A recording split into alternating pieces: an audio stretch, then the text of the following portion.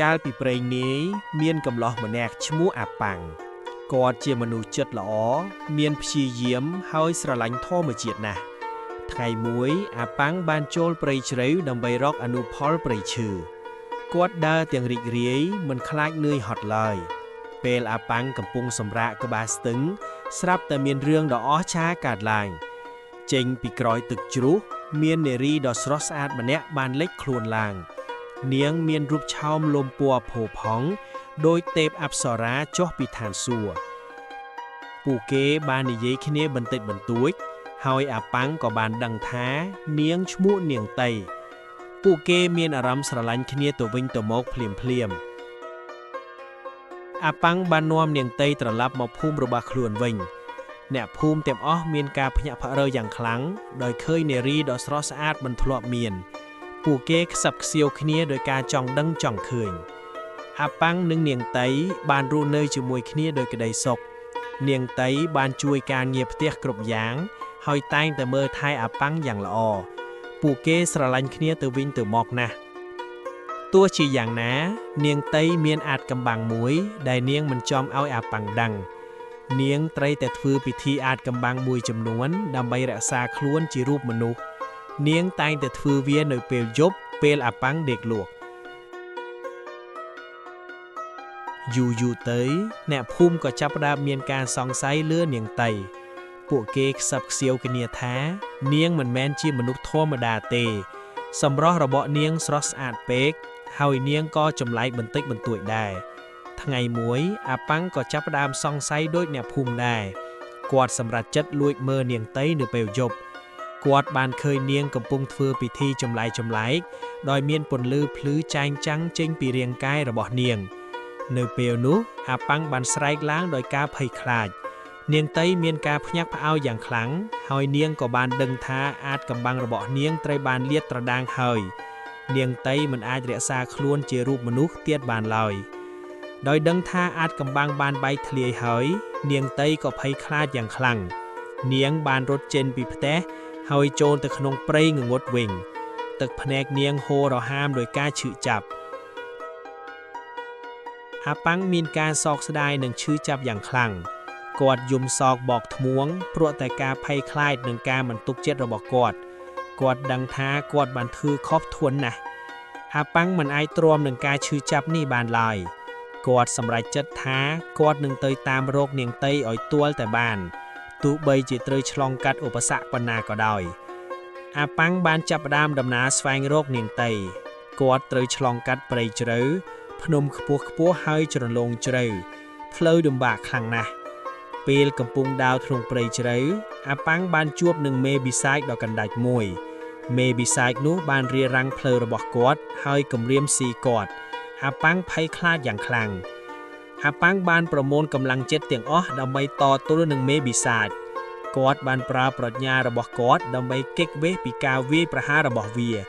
គាត់ប្រយុទ្ធដោយក្លាហានទីបំផុតអាប៉ាំងក៏យកឈ្នះមេបិសាចនោះទៅវាបានដេកដូរលើដីហើយបិទផ្លូវរបស់គាត់ទៀតហើយអាប៉ាំងមានអារម្មណ៍ធូរស្រួលយ៉ាងខ្លាំងអាប៉ាំងបានបន្តដំណើររហូតដល់គាត់បានរកផ្លូវមួយដែលនាំទៅភពលោកមួយទៀតផ្លូវនោះមានពន្លឺចម្លែកហើយមើលទៅគួរឲ្យខ្លាចតែគាត់ដឹងថានាងតៃនៅទីនោះអាប៉ាំងបានចូលមកដល់ភពលោកនៃវិញ្ញាណទីនេះពោរពេញទៅដោយភាពអស្ចារ្យនិងអាថ៌កំបាំងដើមឈើមានពន្លឺចំណែកឯសត្វទាំងឡាយក៏ចម្លែកដែរអាប៉ាំងបានដើរទៅដល់ឋានទេពដ៏ស្រស់ត្រកាលនៅទីនោះគាត់បានឃើញនាងតៃកំពុងអង្គុយយ៉ាងស្រស់ស្អាតតែទុកមុខរបស់នាងពោរពេញទៅដោយការនឹករំលឹកបន្ទាប់ពីស្វែងរកយ៉ាងយូរអាប៉ាំងក៏បានឃើញនាងតៃនាងកំពុងអង្គុយម្នាក់ឯងទាំងទុកមុខស្រងត់ស្រងាត់នាងកំពុងកាន់រូបចម្លាក់ដែលអាប៉ាំងធ្លាប់ធ្វើឲ្យនាងអាប៉ាំងបានរត់ទៅរកនាងតៃទាំងក្តីរំភើបជាខ្លាំងនាងតៃស្ទើរតែមិនជឿនឹងភ្នែកថាស្វាមីហ៊ានមកដល់ទីនេះឡើយពួកគេទាំងពីរបានអោបគ្នាទាំងទឹកភ្នែកហូរដោយក្តីត្រេកអរប៉ុន្តែសេចក្តីសុខនេះត្រូវបានរំខានដោយស្ដេចវិញ្ញាណទ្រង់មិនអនុញ្ញាតឲ្យមនុស្សរស់នៅឋាននេះឬនាំវិញ្ញាណទៅឋានមនុស្សឡើយស្ដេចវិញ្ញាណបានប្រែក្រឡានាងតៃជាច្រើនរូបដែលមានរូបរាងដូចគ្នាទាំងអស់បើអាប៉ាំងរើសខុស គាត់ត្រូវវិនិច្ឆ័យក្នុងទីនេះរហូតអាប៉ាំងមិនប្រើភ្នែកមើលទេតែគាត់ប្រើបេះដូងដើម្បីស្វែងរកភរិយាដោយសារតែចំណងស្នេហ៍ដ៏រឹងមាំរបស់ពួកគេអាប៉ាំងបានចាប់ដៃនាងតីចំរូបពិតរូបកាឡៃដតីទៀតក៏រលាយបាត់អស់ព្រាមស្ដេចវិញ្ញាណមានការកោតសរសើរចំពោះចិត្តដ៏ស្មោះត្រង់របស់កំឡោះរូបនេះណាស់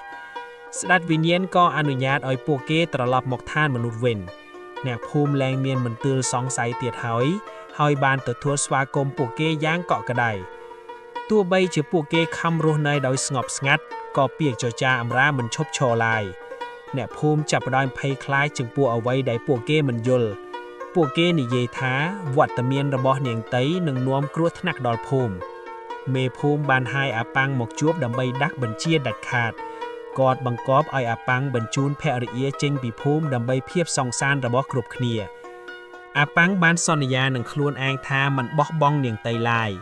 ទោះបីជាភាពលោកទាំងមូលប្រឆាំងក៏លោកនៅឈរក្បែរនាងដែរយប់នោះពួកគេបានសន្យានឹងរត់គេចទៅរស់នៅកន្លែងឆ្ងាយប៉ុន្តែអ្នកភូមិមិនរងចាំឡើយពួកគេបានមកដល់ផ្ទះរបស់អាប៉ាំងទាំងកំហឹងនិងការភ័យខ្លាចពួកគេចង់ឃើញរូបពិតរបស់នាងតីដោយផ្ទាល់ភ្នែករឿងដែលមិននឹកស្មានក៏កើតឡើងពន្លឺដ៏ត្រកាលបានជះចេញពីរាងកាយនាងតីធ្វើឲ្យគ្រប់គ្នាស្ងប់ចិត្តភ្លាមពួកគេបានដឹងថានាងមិនមែនជាបិសាចកណ្ដាច់ទេតែជាវិញ្ញាណដ៏បរិសុទ្ធដំណឹងអំពីសម្រស់ដ៏អស្ចារ្យរបស់នាងតីបានឮទៅដល់ព្រះរាជទ្រង់មានចិត្តចង់ឃើញនិងចង់បាននាងមកធ្វើជាមហេសីព្រះរាជក៏បញ្ជាឲ្យសេនាទៅនាំនាងមកបាំងភ្លាមមិនយូរប៉ុន្មានកងទ័ពភ្លួងបានមកដល់មុខផ្ទះរបស់អាប៉ាំងពួកគេបង្គាប់ឲ្យអាប៉ាំងប្រគល់ភរិយាទៅតាមរាជបញ្ជាអាប៉ាំងព្យាយាមប្រការនាងតីដោយមិនខ្លាចស្លាប់ដើម្បីជួយស្វាមីឲ្យផុតពីគ្រោះថ្នាក់នាងតីក៏សម្រេចចិត្តទៅតាមសេនានាងខ្សឹបប្រាប់អាប៉ាំងឲ្យមានភាពអត់ធ្មត់និងជឿជាក់លើស្នេហាទោះបីជានៅក្នុងវាំងមានមាសប្រាក់និងគ្រឿងអលង្ការយ៉ាងណាក៏ដោយក៏នាងតីមិនសប្បាយចិត្តដែរចិត្តរបស់នាងនៅតែនឹកដល់ផ្ទះតូចនិងស្វាមីដ៏កំសត់អាប៉ាំងមិនអង្គុយយំឡើយគាត់បានហ្វឹកហាត់ខ្លួនឯងយ៉ាងខ្លាំងគាត់បានរៀនមន្តអាគមពីតាបោះក្នុងព្រៃដើម្បីទៅតតាំងនឹងអ្នកមានអំណាចនៅយប់មួយដ៏ងងឹតអាប៉ាំងបានលបចូលទៅក្នុងព្រះរាជវាំងគាត់ត្រូវប្រែភាពវៃឆ្លាតដើម្បីគេចពីភ្នែកសេនាដែលយាមលុបបាត់ទីបំផុតអាប៉ាំងបានរកឃើញនាងតីការជួបគ្នាដោយសម្ងាត់នេះពោពេញទៅដោយទឹកភ្នែកនៃក្តីរំភើបពួកគេរៀបចំគម្រោងត្រីរត់ចេញពីទីនេះនៅយប់បន្ទាប់ការរត់គេចបានដឹងដល់សេនាព្រះរាជបញ្ជាឲ្យដេញតាមចាប់មកវិញឲ្យបាននាងតីបានប្រើមន្តអាគមបង្កើតជាអស់ពោដើម្បីបិទបាំងផ្លូវសត្រូវពួកគេបានមកដល់មាត់ស្ទឹងដ៏ធំមួយដែលមានទឹកហូរខ្លាំង